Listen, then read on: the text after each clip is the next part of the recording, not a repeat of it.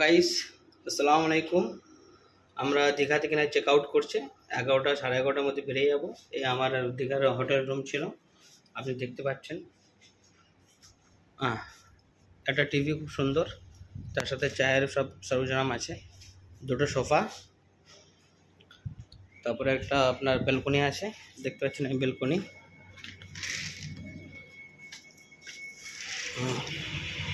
এই হচ্ছে ব্যালকনি, ব্যালকনির সাথে খুব সুন্দর রোডের ধারে দারুণ একটা ব্যালকনি সময় কাটাবার জন্যে। তো আমাকে তো খুব ভালো লাগলো, আপনারাও ভালো লাগবে। হোটেলটার নাম হচ্ছে এথিস।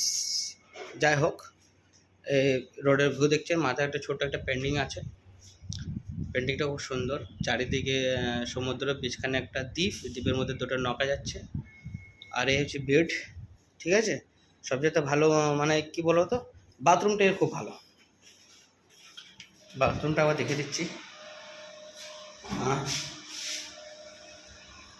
বাথরুমটা নাইস।